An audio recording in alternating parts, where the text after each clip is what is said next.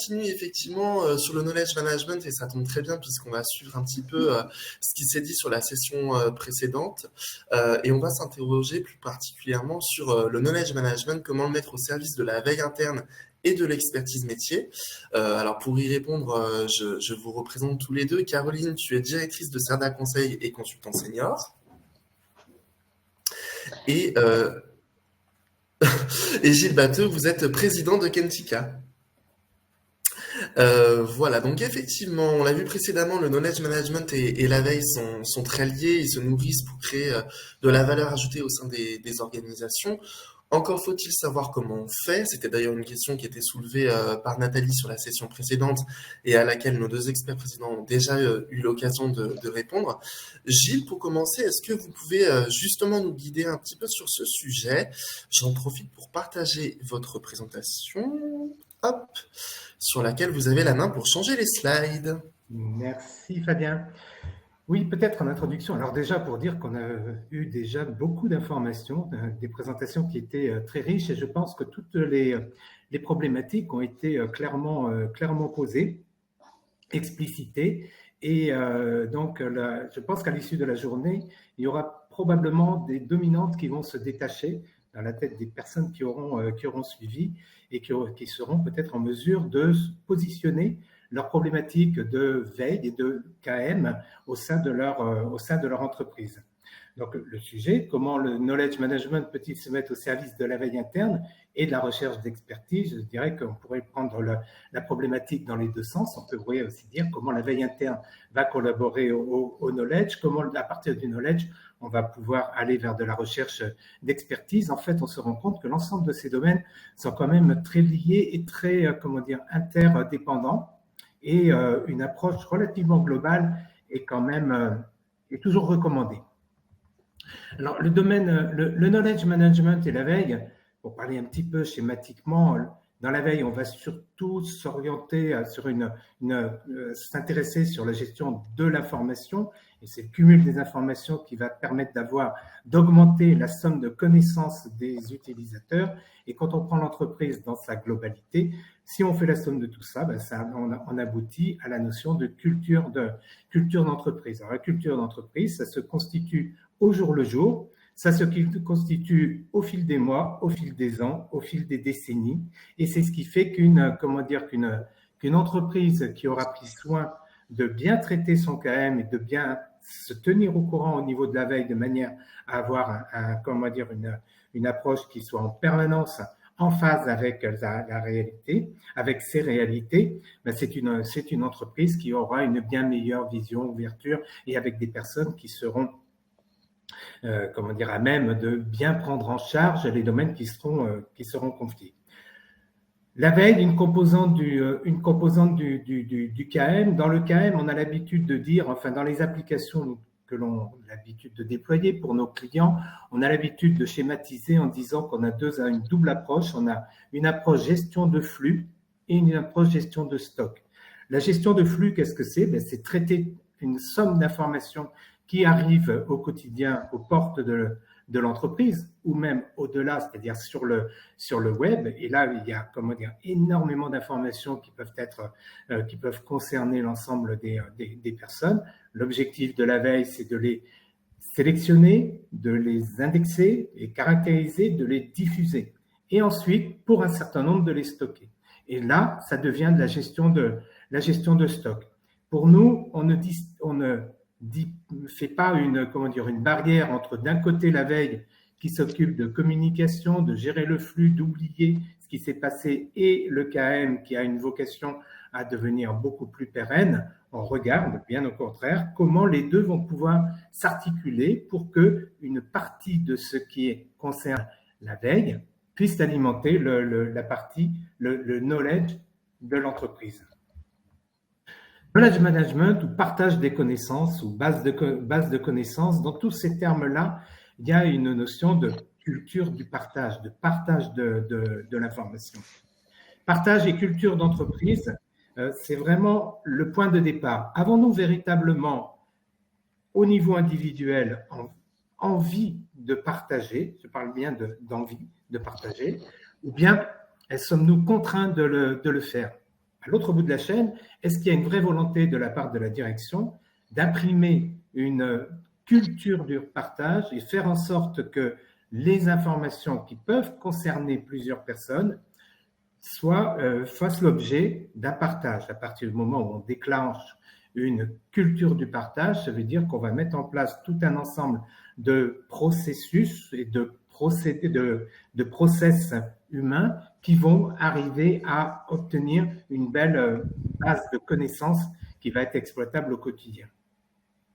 Une fois qu'on s'est assuré qu'on s'est appuyé sur une vraie culture du partage, on va devoir mettre en place des outils et en assurer la promotion. Sur les aspects des outils, on aura l'occasion de revenir et de bien déterminer quelles sont les dominantes. Et puis, une fois qu'on a mis en place, on va favoriser le KM et le partage des connaissances et on va boucler, on va augmenter la culture, on va affiner les outils, on va continuer à favoriser le partage des connaissances et on rentre dans un cercle vertueux qui, au démarrage, a besoin de s'amorcer, a besoin d'une volonté pour faire en sorte que ça devienne réalité et petit à petit, vous aurez des bénéfices de plus en plus importants qui vont apparaître, on aura l'occasion de les évoquer.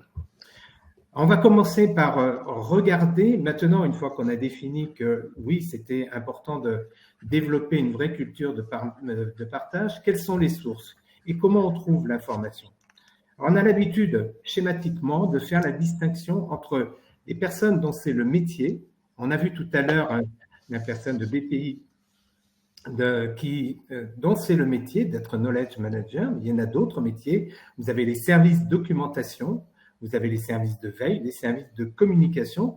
Il y en a d'autres. Vous avez les photothèques, vous avez aussi les archives, vous avez le knowledge manager, bien évidemment. Et donc là, vous avez des personnes dont c'est le métier, ou c'est la vocation de assurer la collecte, l'indexation, la diffusion des informations. Alors là, on a, une caractéristique, c'est qu'on va avoir des informations qui sont soigneusement sélectionnées avec une approche professionnelle de référencement de cette information. Ensuite, on va très rapidement avoir sur une harmonisation, coordination des pratiques, et puis tout ça va nous permettre de construire un beau référentiel commun. Un petit mot sur la gestion de la vue au travers d'un centre de documentation. On ne peut pas le transposer comme ça dans le grand public, enfin dans ce qu'on a, on va dire, le grand public, des personnes qui ne sont pas du métier à l'origine, parce que ça demande quand même un petit peu de connaissances pour être capable de faire une indexation qui soit pérenne. Par contre, la structure que l'on va mettre en place, elle, va aider à la pérennisation de l'information. Oui, il n'est pas rare de trouver dans les bases de données des informations qui ont été saisies il y a plus de 30 ans, et qui se trouvent aujourd'hui encore complètement efficaces, entre guillemets, dans les bases de connaissances dans lesquelles elles figurent. Parce que le référentiel d'indexation a été très, bien pensé au départ. On a également des clients, des sites pour lesquels vous avez des services qui, au bout d'un certain temps, ont du mal à assurer une gestion pérenne de leur information et qui vont se tourner vers les centres de documentation pour les aider à structurer. Et ce sont vraiment des cas de figure qui se sont multipliés au cours de ces dernières années. Donc là, c'était les services dédiés. Et puis maintenant, vous avez en fait, quand on aborde une problématique ou une solution de KM, la mise en place d'une culture KM, en fait, c'est tout détenteur d'informations. L'information, la connaissance, c'est un actif. Et un actif, on doit le capitaliser. Et donc, ça implique une démarche dans laquelle on va faire en sorte que l'information d'aujourd'hui devienne le patrimoine de demain. Et ça va toucher des services. Alors, la liste n'est pas exhaustive. Les services juridiques, on a des gros services juridiques d'entreprises qui ont besoin de faire le suivi d'un certain nombre de textes de loi, des contrats, bref, tout ce qu'un service juridique va avoir à manipuler au quotidien. Vous avez des services marketing, vous avez des services R&D, et puis, en fait, quand on analyse ces approches-là, on peut se poser la question, est-ce que c'est au travers d'une plateforme unique, ou est-ce qu'on va être amené à différencier les approches? Je vais vous donner un exemple. On a comme client la RATP. La RATP a deux bases de données, une base de données pour le marketing, une base de données pour le juridique. Les deux ne représenteraient que peu d'intérêt à être fusionnés. Ils ont décidé de les garder de manière indépendante. Autre cas de figure, le CNIEL, donc dans le domaine des industries laitières, ils ont eu une démarche complètement inverse. Quand ils ont développé l'application de gestion des connaissances, en fait, c'est 7 bases différentes qui ont été fusionnées. Et cette base de données a vraiment une double vocation, une vocation de gestion de flux, où il y a 700 produits d'informations qui sont produits. C'est quelque chose d'absolument énorme comme machine à produire de la newsletter. Et puis, parallèlement, ils ont leur base de connaissances qui se constitue au fil des entrées dans le système. Si on part sur des bases qui sont des bases fusionnées, ça nécessite une harmonisation, pérennisation, confiance entre les acteurs et avec une approche de productivité. Le CNIEL, il n'y a quasiment aucune saisie manuelle, tout se fait par des automates qui vont chercher soit sur Internet, soit qui reçoivent des informations, mais les personnes qui sont à la manœuvre sont des chefs d'orchestre de la diffusion et le rayonnement, entre guillemets, de cette information. Alors, comme ça a été évoqué tout à l'heure dans la précédente présentation, un des premiers défis à lever, c'est lever les freins à l'alimentation. Alors, on vient d'évoquer les alimentations automatiques. Alors là, évidemment, on a levé tous les freins puisque ce sont des automates qui vont alimenter le système. Mais pour les informations qui ne se trouvent pas déjà sous une forme directement exploitable, il faut tout faire pour faciliter le versement et faire en sorte que l'on génère un cercle, encore une fois, un cercle vertueux pour, assurer cette alimentation de la base. Donc, ça passe par la maîtrise des outils, facilité d'utilisation. On a l'habitude de prendre comme image, on prend quelque chose, on le laisse tomber dans la base de connaissances. Il arrive dedans, déjà, on a gagné énormément puisqu'il va être capté. À partir de là, on va pouvoir le faire une indexation, analyser le contenu, etc. Et puis, on va pouvoir l'enrichir. Soit la personne qui verse, soit on a des sites utilisateurs où ce sont des cellules spécialisées qui vont reprendre les informations qui sont déposées par les métiers et qui vont les enrichir. Ensuite, c'est un outil qui va permettre de promouvoir les expertises. Alors, à chaque fois, dans chaque entreprise, en fait, on va pouvoir avoir des cas différents ou des cultures différentes. On a un gros site au Canada où les personnes sont perçues comme étant des experts au travers des lectures, des écrits qu'ils ont pu réaliser sur des sujets. Mais aujourd'hui, on va beaucoup plus loin que simplement constater qu'une personne a écrit. On travaille aussi sur la notion d'indice de lecture. L'indice de lecture, c'est le document a-t-il été lu souvent et avec quelle densité? Un document qui est lu à 10% ou un document qui est lu à 80%, on sent bien qu'il y a que se dégage une notion de qualité du document qui va être différente.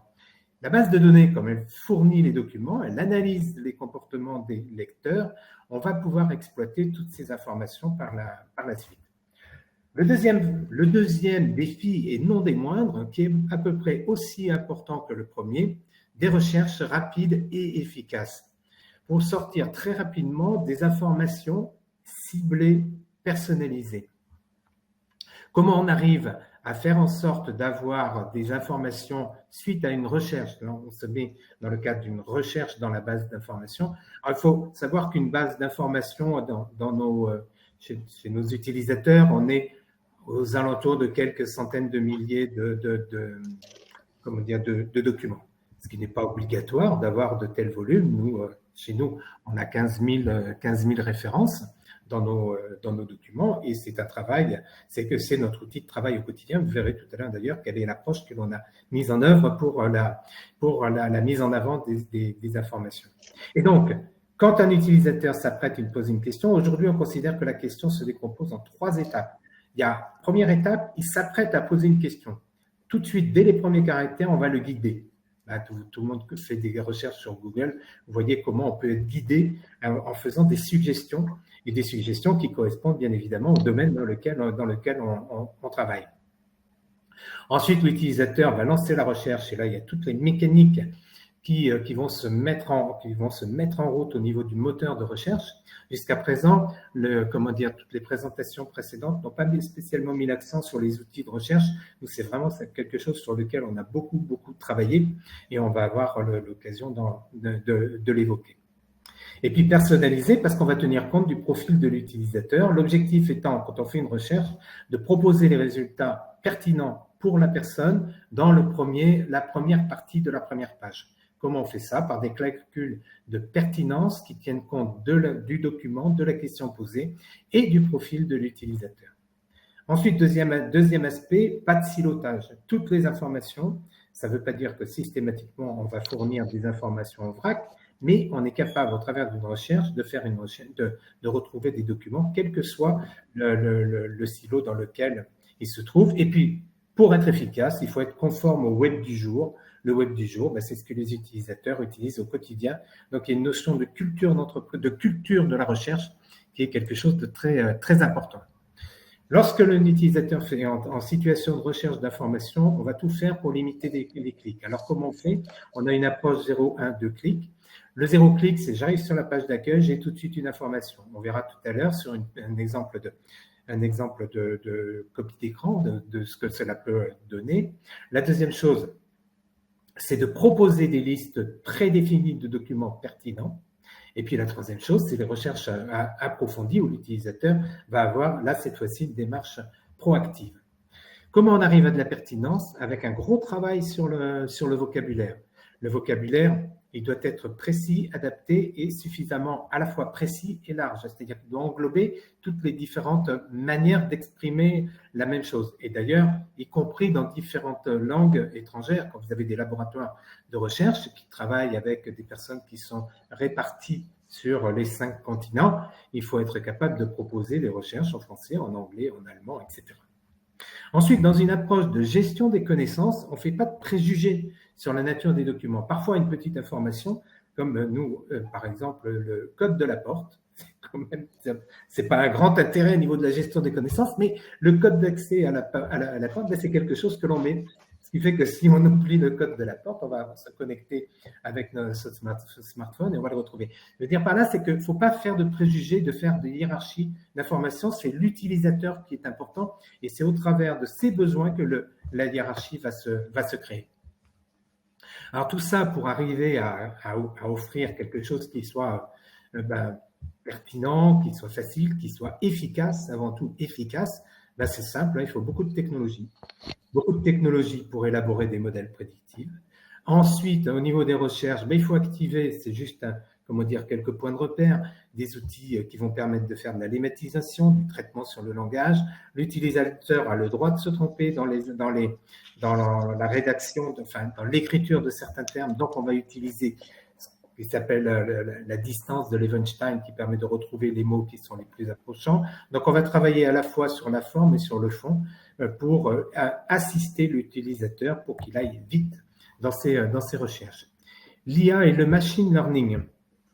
Alors, au niveau de l'IA, ce que l'on a retenu comme approche, c'est les proximités et les entités nommées. Ensuite, le machine learning, on va apprendre, ou la machine va apprendre de ce que l'utilisateur, la manière dont l'utilisateur se comporte vis-à-vis des informations qu'on va mettre à sa disposition. Et ces technologies complètent les analyses et diminuent le nombre d'interventions humaines. Et on verra tout à l'heure que la notion économie est vraiment une notion très importante. Un petit peu vite parce que je vois que l'heure tourne. N'hésitez pas à m'arrêter, Fabien, si vous pensez que… Non, mais tout est sous contrôle pour l'instant. Ça va. Okay.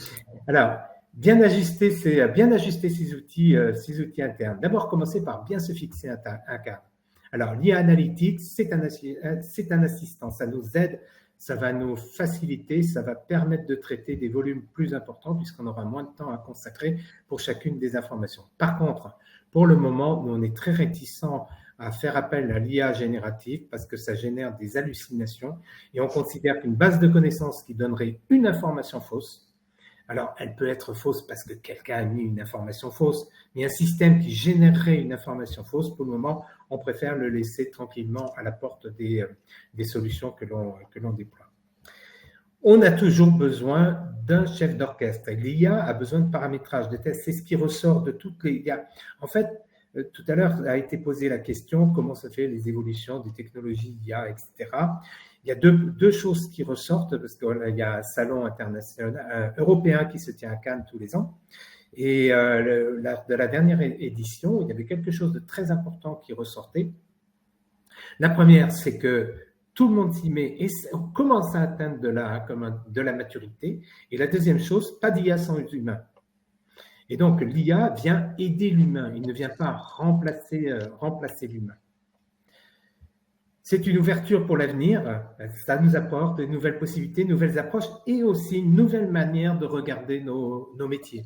Quand on commence à se pencher sur ces questions-là, sur les algorithmes, IA égale algorithme, qu'ils soient avec base de réseaux neuronaux ou à base de systèmes de comptage, ce sont des algorithmes. Ça nous amène à une nouvelle manière de penser les choses et de regarder. Alors, il y a une slide, celle-ci, elle aurait presque dû être en premier, prêt pour le KM. Pourquoi? Parce que c'est vraiment celle qui va nous permettre de nous définir vers quel projet on doit s'orienter. Première base, fixer ce qu'on appelle les dominantes. Alors, il y avait une question qui avait été posée tout à l'heure. Est-ce qu'on peut faire de l'IA, du KM avec un disque dur, avec SharePoint? Ben oui, bien évidemment qu'on peut le faire. Est-ce qu'on va bien le faire? Ça, c'est une autre question, mais ça dépend de ce dont on va avoir besoin. Si on a une centaine de documents, 10 dossiers contenant chacun 10 documents, on a résolu le problème.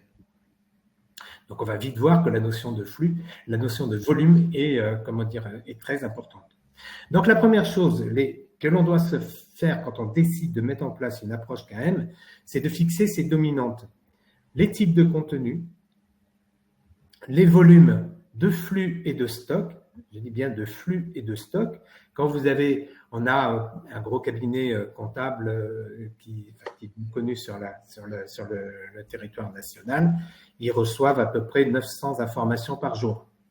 On en a d'autres qui vont recevoir quelques dizaines d'informations par jour. Il est clair que ce ne sont pas les mêmes outils qui vont nous permettre d'effectuer un filtrage et une orientation, un fléchage de ces informations. Ensuite, le stock. Alors, au niveau du stock, le stock, il doit s'appréhender sous différents angles. Vous avez le stock d'informations aujourd'hui, l'information utile, l'information patrimoine, si on voudrait faire un peu schématiser. Et on ne va pas avoir les mêmes, les mêmes outils pour gérer de l'information de flux, de l'information des documents utiles et aujourd'hui des documents de travail et des documents de patrimoine. Ensuite, est-ce qu'on a des besoins de transversalité?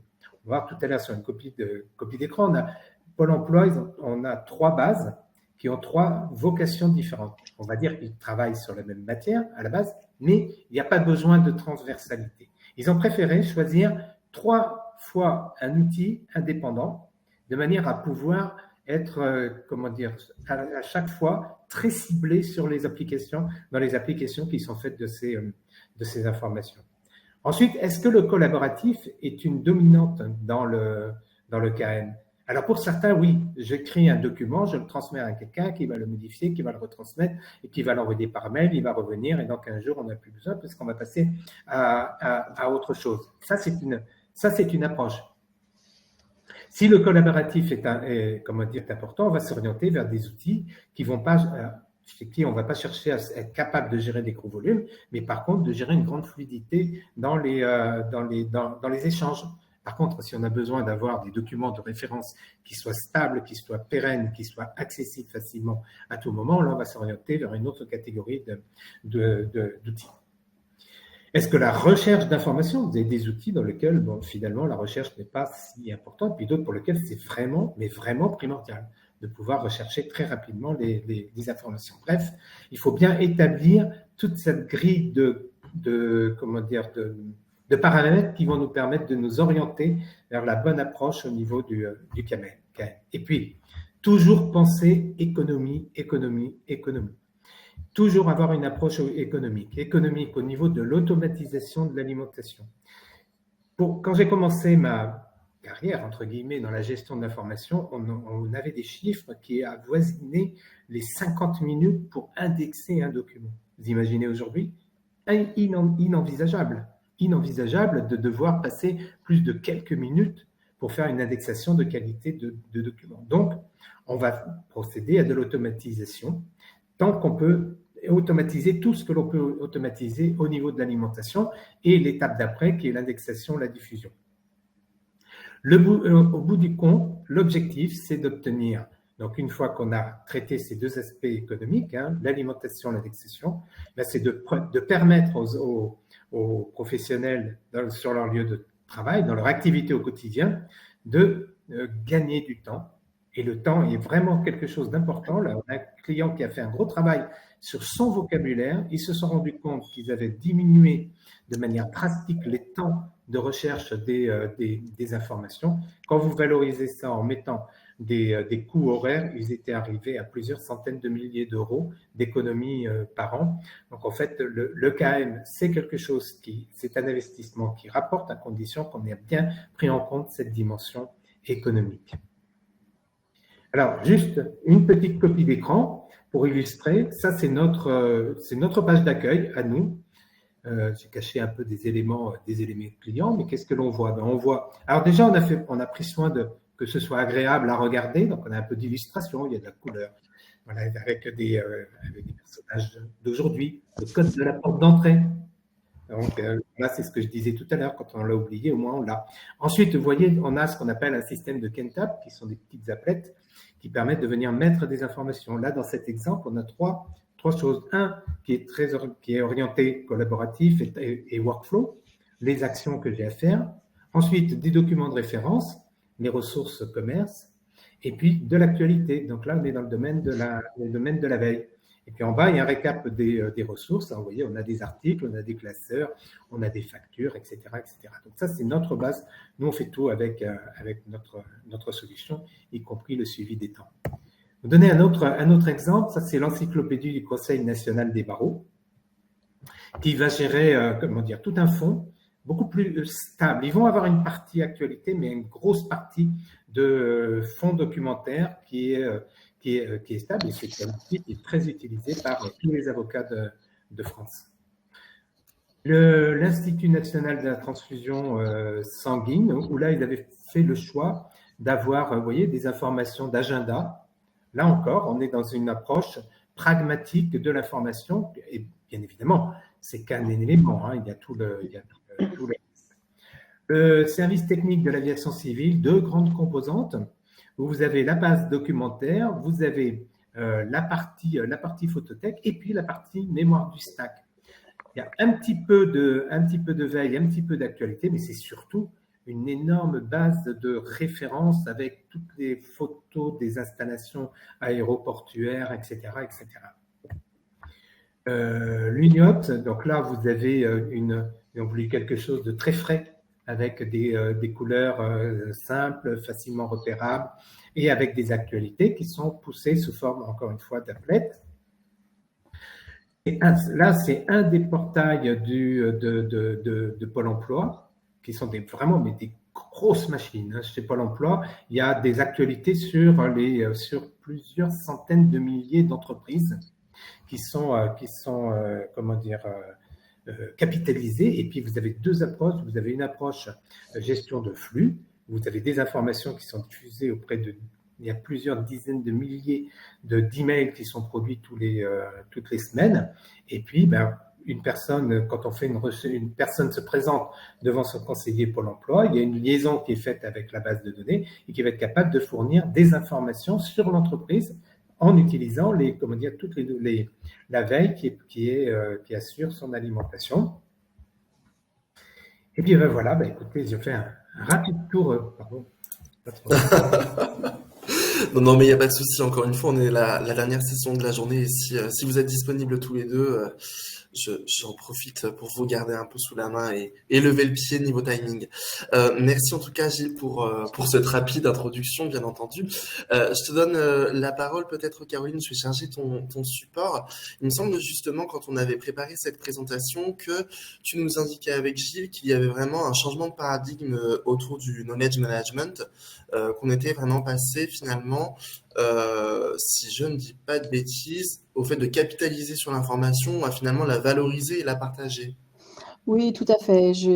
Effectivement, c'est vraiment l'évolution et toutes les interventions d'aujourd'hui l'ont largement démontré que la définition 2023 du knowledge management a bien évolué avec le temps et la présentation vient de faire de Gilles, y compris sur les copies d'écran des différents portails qu'il a pu nous montrer, mais bien cela aussi en évidence. Alors, juste en un mot, d'où je parle, moi je parle plutôt de l'enquête annuelle que CERDA Conseil, que je dirige, comme tu le disais, au préambule de cette séquence que je dirige. CERDA Conseil pilote tous les ans une enquête assez générale sur la gouvernance de l'information numérique et depuis maintenant plus d'une dizaine d'années, et très légitimement, le knowledge management fait partie de cette enquête. Il bénéficie de quelques questionnements sur lesquels on suit de très près les évolutions qui ont pu être amenées d'année en année. Donc, et si on passe sur la slide suivante, c'est toi qui les passes, les slides, ou j'ai la main ou pas? Ah, Tu as la main, mais je peux m'en occuper aussi, y a pas de OK, souci. écoute, merci beaucoup.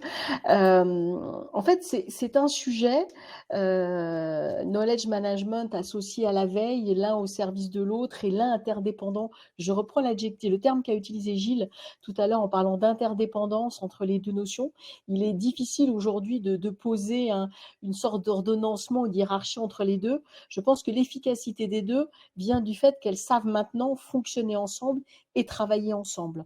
Et effectivement, ça a d'autant plus de sens par rapport à ce qu'on appelle un peu en souriant la grande peur qui apparaît depuis quelques années, où on est dans des systèmes totalement digitaux, où toute l'information n'est aujourd'hui réduite qu'à une information numérique. On a plus du tout ou très peu de documentation sur d'autres supports. Elle se restreint d'année en année, voire elle arrive à disparaître totalement. Donc, on est dans un système où l'information est entièrement digitale, qu'elle soit sous forme de données, qu'elle soit sous forme de documents, d'ensemble d'informations. On est complètement en lien avec les systèmes d'information. Et quand on interroge sur les risques autour des systèmes d'information, le premier risque qui apparaît, c'est perte des données, perte de l'information, perte de la connaissance. On voit que c'est très fort, puisqu'on a 71% des répondants qui ont cliqué en premier, on va dire, sur ce critère-là. C'est une priorité. On voit aussi que l'écart, d'ailleurs, entre les risques suivants est assez fort, puisque le risque 2, on va dire, est à hauteur de 50%. Donc, il y a plus de 20 points entre les deux. Donc, on a un sentiment. Alors, la perte, c'est quoi? C'est le sentiment de ne pas pouvoir accéder aux informations, aux documents dont on a besoin au moment où on a besoin. Donc, on est clairement dans cette notion-là, et quel que soit son métier. Alors, c'est une crainte qui n'est pas d'hier, mais qui a été renforcée en grande partie par l'outillage ou le sur-outillage dont on a bénéficié, notamment dans le contexte de la crise sanitaire, des bouleversements dans les modes de travail, le fait qu'on est de plus en plus en mode hybride. Il y a des intervenants qui ont abordé ce point-là dans les interventions précédentes, et on a suréquipé nos équipes, équipées pour leur permettre évidemment de continuer leur activité métier. Ça, c'était plutôt efficient. Mais on a souvent renforcé le silotage de ces mêmes informations et de ces mêmes documents dans le cadre de leur métier. Ça, c'est beaucoup moins efficient. Et donc, si on n'a pas une approche partage, accessibilité, management des connaissances, eh bien, on se retrouve avec de l'information qui est encadrée dans des applicatifs ou des solutions dédiées à un métier ou à un sujet. C'est le règne des espaces dédiés, des Teams qui se sont multipliés comme les petits pains, ou tout autre type de base d'ailleurs qu'on a créé pour un besoin, une activité, un projet, et dans lesquels, et c'est ça qui est important, c'est que les informations, elles restent dans ces espaces-là, bien au-delà de l'animation même de ces espaces. Et donc, on a siloté, on a resiloté, alors que depuis quelques années, on était plutôt sur un chemin où on voulait sortir de cette démarche-là. L'autre facteur qui est à prendre en compte et qui a renforcé en fait cette crainte, cette peur de la perte des informations et des connaissances, c'est ce qu'on appelle la grande démission ou le turnover que les organisations ont fortement connu dans les années fin 2021 et globalement sur toute l'année 2022. Ça a fragilisé fortement la transmission des savoirs et des compétences en interne d'une organisation. Alors soit le turnover, c'est un facteur naturel dans la vie des organisations, mais ça peut avoir un impact sur le fonctionnement des équipes, sur la productivité même de leur métier et de fait sur le chiffre d'affaires d'une entreprise, en tous les cas sur son efficacité au quotidien. Et quand on conjugue tous ces phénomènes, eh bien, on voit réapparaître, renaître, on va dire, le management des connaissances, le knowledge management version 2022-2023, apportant effectivement une autre façon d'aborder la gestion des connaissances. Si je passe sur la slide d'après, à moins que tu puisses le faire. Voilà. C'est ce qu'on appelle une forme presque de renaissance.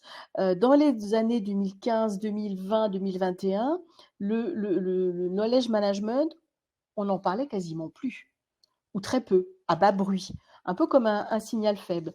Donc, soit la gestion des connaissances était devenue une évidence, outillé, un super knowledge manager ou knowledge manageuse qui pilotait à la manœuvre pour piloter l'ensemble et des connaissances, des informations qui circulaient sans souci. Soit, à l'inverse, les organisations ne le vivaient plus comme une priorité ou ne savaient pas trop par quel bout le prendre. Et quand je dis à bas bruit, on voit d'ailleurs sur mon graphique que en 2023, quasiment 9% de nos répondants nous ont dit bah oui, le KM, ça rentre dans le champ de la gouvernance de l'information, mais c'est dans des bases dédiées, des bases silotées, très ciblées. Et ça, c'est l'ancien mode de fonctionnement. C'est le fonctionnement capitalisation sur lequel, pendant un certain nombre d'années, beaucoup d'organisations ont travaillé. Mais pour les autres, alors tu en as 7% pour qui il n'y a rien du tout. Bon, ceux-là, on va les laisser se rendormir. Mais les 60 autres pourcents, eux, ils disent oui, on a besoin du management des connaissances. On en a surtout besoin pour renforcer les fonctions de partage, de nourrir les fonctions collaboratives de nos systèmes. On voit que pour 40%, c'est en lien avec les solutions collaboratives, dont effectivement des solutions de veille participent de cette définition. Et puis, il y en a à peu près 20% qui disent oui, c'est inclus. Le management des connaissances, c'est inhérent à la gouvernance de l'information, dans le sens effectivement de faciliter, comme le disait très justement Gilles tout à l'heure, la circulation de la compétence, de la connaissance, donc traduite à travers des documents, des informations, des datas. Et puis il y en a 25% qui ne sont pas encore tout à fait au rendez-vous, mais qui ont l'intention d'y être. Donc j'espère qu'ils ont assisté à cette journée, parce que ça va d'autant plus les motiver, leur donner envie de se lancer sur un sujet comme celui-là. Et c'est là, effectivement, qu'on a pu constater concrètement, presque en touchant du doigt à travers les réponses qui ont été faites à notre enquête, que le knowledge management a changé de paradigme. On est passé, comme tu le disais justement, de cette logique de capitalisation de connaissances par métier, en fonction de certains sujets, d'ensemble de documents, de savoir-faire, qui était un peu le fil rouge des années 2000, 2005, 2010, à une logique de valorisation de ces mêmes connaissances, de ces documents, de ces savoir-faire, au profit de besoins internes qui sont mieux qualifiés et sans doute mieux encadrés. Donc c'est là où effectivement la veille dans son métier, dans sa façon de s'exercer, a apporté, a enrichi la fonction du knowledge management de cette expérience qu'ils ont de savoir identifier les besoins, de savoir les traiter, de savoir déterminer les sources mêmes de cette information pour pouvoir y répondre. Et c'est là où on voit que le KM se met en tant que source interne, source de savoir-faire, et se met à participer à la diffusion d'informations nécessaires au bon fonctionnement d'une équipe, d'un métier, dans le cadre de ses activités, de ses projets, en tous les cas de ce qui fait effectivement son savoir-faire. Et ça se traduit par des bases de connaissances qui sont rendues beaucoup plus accessibles à travers des profils de veille, des retours d'expérience qui sont partagés, parce que s'ils ne sont pas partagés, un retour d'expérience, ça a peu d'intérêt, des présentations, des foires aux questions, des communautés, toute une démarche de diffusion qui est à construire, qui s'appuie sur des outillages très puissants. Et ce que nous a présenté Gilles tout à l'heure, et puis ce qui a été évoqué par d'autres intervenants, nous ont montré que effectivement l'outillage était de plus en plus efficace, de plus en plus précis et de plus en plus riche en capacités fonctionnelles et techniques pour répondre à des besoins. Faut-il encore donner envie aux utilisateurs, donner envie aux équipes? Et là, il y a un acteur qu'on n'a pas encore trop évoqué dans les différentes entités, mais qui pour nous est essentiel de mettre en évidence, ce sont les ressources humaines et toutes leurs dimensions, communication, formation, gestion de compétences, qui peuvent être aussi participants à la manœuvre d'une nouvelle façon d'utiliser et de mettre à disposition des profils de management de connaissances très utiles pour les organisations. Donc, si on reprend les chiffres même de la gouvernance de l'information, on voit que le KM est venu alimenter le premier enjeu de la gouvernance, qui est celui d'organiser l'accès et le partage de l'information et des connaissances. Pas seulement partager un document, pas seulement partager une data, mais alors si, le code de la porte, c'est très utile, hein, je suis d'accord avec Gilles, il faut pouvoir le mettre en évidence aussi. Mais voilà, on répond avec le knowledge management aussi à des besoins très concrets, très immédiats, très efficaces au quotidien pour pouvoir faciliter l'activité des uns et des autres. Et ça, c'est un enjeu prioritaire de la gouvernance de l'information, plébiscité depuis très longtemps, mais qui se nourrit effectivement d'un enjeu qui jusque-là, on va dire, dormait tranquillement au fond de nos réponses, qui est celui de la valorisation des informations. Et on voit qu'aujourd'hui, cette notion de valorisation, elle s'est enrichie, elle s'est dynamisée. Alors, elle n'est pas au même niveau que l'organisation de l'accès, mais d'une certaine façon, elle est participe, parce que si on ne valorise pas les informations, on les rendra peu utiles. En tous les cas, leur accessibilité et le partage qu'on pourrait leur donner ne sera pas aussi évident si ce n'est pas fait. Donc, on est véritablement arrivé à une forme d'évolution où le sujet de la transmission d'informations, c'est le sujet qui prédomine aujourd'hui dans nos organisations, dans nos entreprises, et à travers des démarches de partage de connaissances, de veille interne sur les savoir-faire, sur les compétences, tout ça pour éviter, je crois que Gilles l'a évoqué tout à l'heure, la perte d'un capital immatériel qui est difficilement remplaçable. Et je reviens à ce que j'évoquais au départ sur le turnover, les changements d'équipe, l'évolution de nos organisations. C'est d'autant plus volatile en termes de ressources qu'on a donc besoin de s'appuyer sur ce capital d'information et de connaissances. Sinon, on va être sans doute dans des situations, certaines organisations pourraient se retrouver dans des situations critiques du fait du renouvellement très fort de leurs équipes.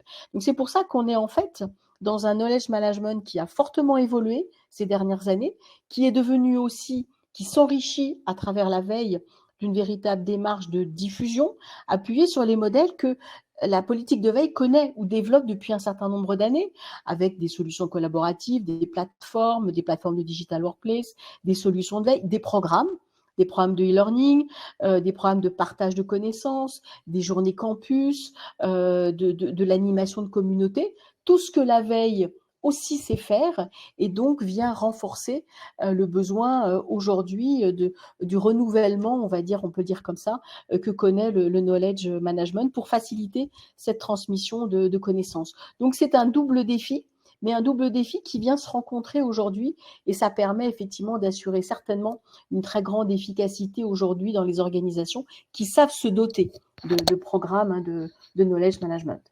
Voilà en fait ce qu'on pouvait dire aujourd'hui à travers les évolutions du concept KM et le rapprochement avec la veille tel qu'on le voit depuis quelques mois. Merci Caroline, et j'en profite effectivement puisque je sais qu'on va avoir la question. Les supports de présentation vous seront évidemment transmis ainsi que les replays. Gilles, je reviens vers vous puisqu'on avait une question qui était arrivée pendant votre session qui concernait évidemment la solution. Dans le système Kentika, est-ce que deux utilisateurs différents peuvent avoir deux réponses différentes pour une seule et même question? Oui, complètement. Ça dépend du profil. C'est-à-dire que vous pouvez demander. Alors, les réponses ne vont pas être fondamentalement différentes. Par contre, elles vont être présentées et ordonnées de manière différente. Si vous êtes dans le service juridique et que vous posez une question, si on a mis en place un système de pertinence dans lequel on va donner du poids au service d'appartenance de la personne, alors on va faire remonter des informations du service juridique plus en tête de liste. Réciproquement, si vous êtes dans la recherche et développement, c'est plutôt des informations de la R&D qu'on va faire remonter en tête. Donc, fondamentalement, les choses ne seront pas forcément différentes. Bien évidemment, après s'applique tout un ensemble de filtrages qui peuvent faire qu'une personne pourrait avoir accès à des informations juridiques et pas d'autres. Mais on va pouvoir à la fois jouer sur les corpus et sur l'ordre dans lequel on va présenter les informations. D'accord, ok. Vous nous avez déjà parlé beaucoup de Kentika.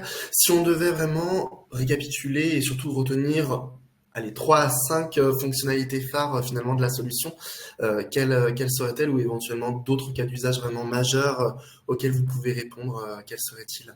Alors, si on devait identifier les points vraiment majeurs, le premier, c'est le dictionnaire de données.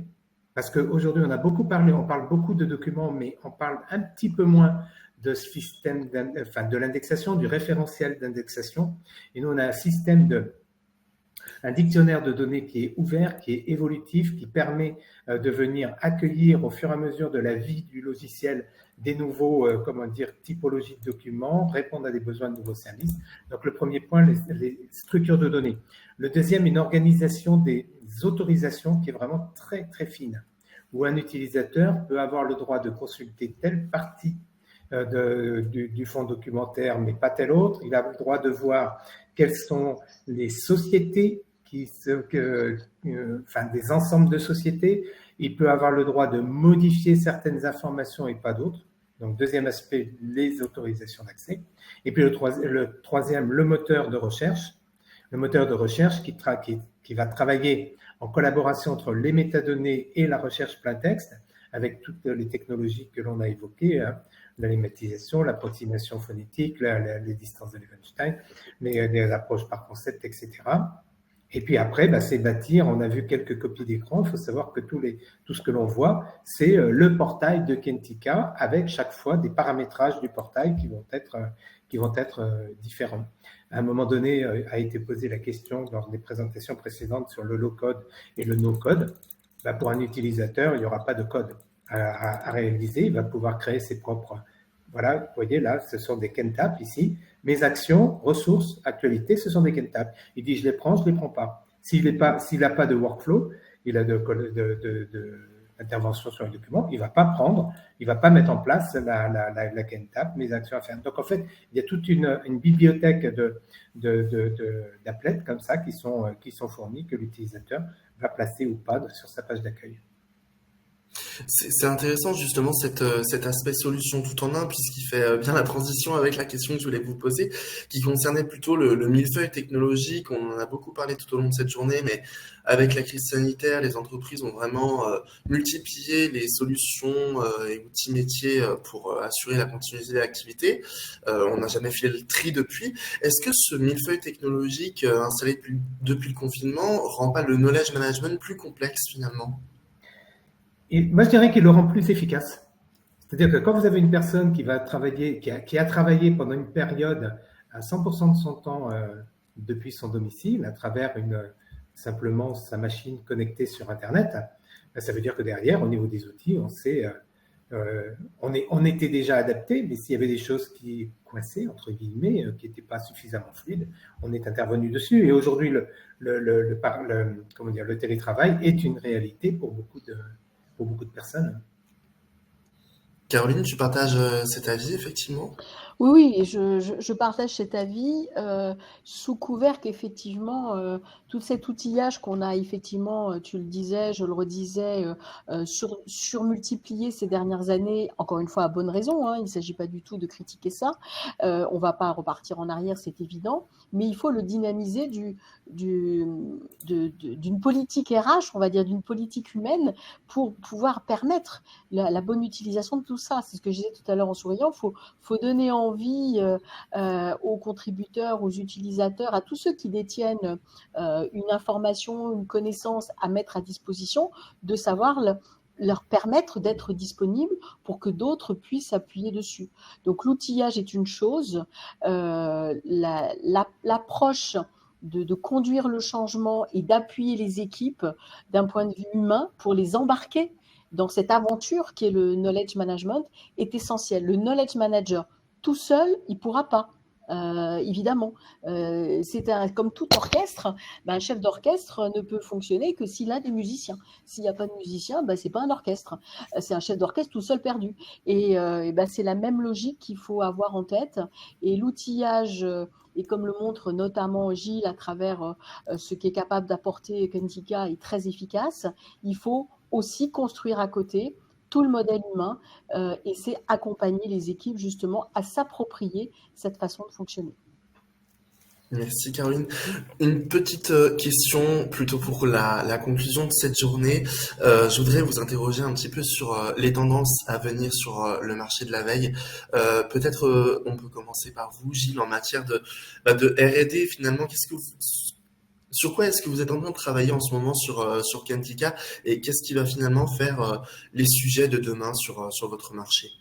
Alors, deux choses, hein, alors pour notre actualité aujourd'hui, c'est deux voies. La première, c'est de l'optimisation, optimisation en permanence sur tous les aspects du produit. La deuxième, c'est faire en sorte que l'IA, c'est pas l'IA, le rêve IA avec ça va guider le monde, etc. C'est cette approche, ce regard différent que l'on va porter sur l'information et sur l'exploitation des informations au sens très large. Un clic, c'est une information qui est déjà très porteur de conclusions, entre guillemets, sur la ressource sur laquelle on a cliqué. Moi, j'ai l'habitude de dire que on est dans des domaines où les évolutions sont très rapides, mais la maturation est très lente. C'est-à-dire qu'entre le moment où vous commencez à déployer des solutions technologiques et le moment où ça devient une réalité dans les entreprises, on sait qu'il y a une phase de maturation. J'en prends toujours l'exemple de la GED. Il se trouve que j'ai commencé la GED, figurez-vous, fin des années 80. Donc, on n'est pas très nombreux à avoir, comment dire, ce recul sur ce segment de marché. Et dans les années 80, fin des années 80, début des années 90, on voyait bien que c'était une solution d'avenir, mais qui avait besoin d'un déclencheur pour que ça devienne une réalité. Et ce déclencheur, ça a été le web. Ça a été la combinaison entre le portail et la GED qui a fait qu'aujourd'hui, on ne va plus dire qu'on fait de la GED. Tout le monde fait de la GED. On prend un document sur son disque, on l'envoie, on a fait de la GED. Donc, tout le monde fait de la GED. Et donc, il y a une banalisation et presque un oubli du fait de ces outils qui va se mettre en place progressivement. Mais à condition que ce soit, comment dire, moi, ce que je regrette en ce moment, c'est qu'il y a eu un raz-de-marée d'informations autour de l'IA générative qui risque de créer beaucoup plus de désillusions qu'autre chose et d'être un frein, un coup d'arrêt sur l'exploitation positive de ces informations. Je dirais que c'est un petit peu à nous aussi de tenir la barre et de faire en sorte d'aller. Je ne dis pas qu'on a raison, hein, c'est pas ça, c'est notre vision des choses. On se doit de fournir une information qui ne soit pas une information imaginée par un système. Donc, la maturité. Oui, tout à fait. Caroline, c'est quelque chose que tu observes aussi. Est-ce que tu vois d'autres tendances émerger sur le marché de la veille? Alors oui, il y a effectivement, je rejoins ce que vient de dire Gilles hein, par rapport au raz-de-marée autour de l'IA. Je rajoute à ça, et la veille est très sensible à ça, quand vous interrogez aujourd'hui des moteurs d'IA, vous n'avez pas de source. vous ne savez pas d'où sortent l'information. Donc un bon veilleur, ne serait-ce que là, doit pouvoir s'interroger sur d'où provient cette information et qu'il ne connaît pas la notion de données personnelles. Hein. C'est un truc... ça lui passe totalement au-dessus de la tête, ce qui peut poser aussi d'autres problématiques quand on a, nous, à partager dans une organisation, une entreprise, des informations ou des données. Donc, il y a l'IA qui, effectivement, va s'inscrire comme une tendance sur laquelle il va falloir observer son apport, son impact sur les métiers de la veille et du knowledge management. Et puis, il y a un autre impact sur lequel je voudrais compléter ce que vient de dire Gilles et par rapport à ta question, c'est la notion de responsabilité, les démarches RSE. Et dans les démarches RSE, il y a le HUD environnemental et donc il y a la notion de sobriété. Donc l'IA aujourd'hui nous facilite sans doute la capacité à interagir, à multiplier grâce à des algorithmes les questionnements pour avoir différentes réponses à une même information. Derrière, on est loin d'être sobre d'un point de vue strictement numérique. Va-t-il falloir mieux éduquer notre façon d'interroger les systèmes pour pouvoir effectivement aussi rentrer dans un cadre qui est encore émergent mais qui va devenir incontournable, c'est celui effectivement de la sobriété numérique qui, je fais rappel, fait partie des politiques publiques pour lesquelles aujourd'hui nous sommes fortement incités à aller. Donc voilà, donc je pense qu'il faut prendre aussi ces notions-là de manière importante dans les tendances de la veille et du KM. L'IA et le respect de l'environnement, effectivement. Une toute dernière question, Gilles, puisque ça vient effectivement d'une personne qui nous suit. Kentika propose-t-elle des fonctionnalités pour anticiper les départs à la retraite ou même des fonctionnalités comme des cursus former les nouveaux arrivants, donc onboarding et offboarding plutôt? Oui, alors ça, c'est c'est un module qui est actuellement en cours de déploiement dans un environnement juridique qui est un gros cabinet d'avocats avec plusieurs centaines d'avocats.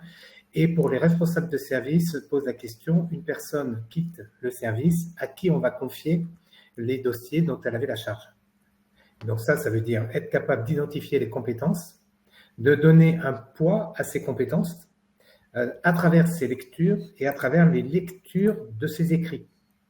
Et donc, oui, c'est une démarche dans laquelle on est, on est présent et on a conscience aussi que on a cette capacité, enfin, la base de données a cette capacité à fournir un certain nombre d'informations ou d'indications sur les compétences qui sont celles de l'entreprise. Ensuite, je dirais qu'au niveau de l'onboarding, ça c'est plutôt l'organisation des informations au niveau du portail, comme on l'a vu tout à l'heure avec les applets, des applets d'onboarding. C'est très facile à réaliser avec Kentika. On n'a pas besoin, nous, d'être proactifs pour le mettre en avant. C'est le niveau 1, niveau 2, niveau 3. Avec le niveau 1, les 5 documents qu'il faut avoir lus absolument dès les premiers jours. Le niveau 2, pour approfondir. Le niveau 3, si on veut devenir expert, etc. Mais c'est une démarche.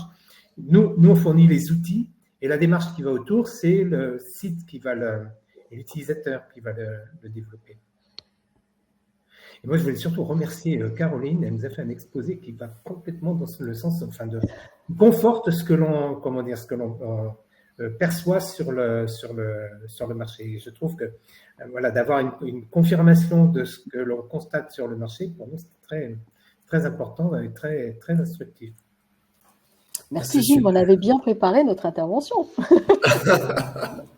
Merci en tout cas à tous les deux parce qu'effectivement de vous être rendus disponibles et d'avoir si bien préparé cette intervention très intéressante. Merci également à tous les participants qui nous suivent depuis ce matin. Il y a eu très peu de déperditions, donc merci pour l'intérêt que vous nous avez témoigné. N'hésitez pas à retrouver nos experts sur les réseaux sociaux. Je vous rappelle encore une fois que les replays et les présentations seront mis à votre disposition. Donc n'hésitez surtout pas à nous suivre pour des prochains événements. Merci à tous. Merci. Merci beaucoup. Bonne fin de journée. À bientôt. Au revoir. Au revoir.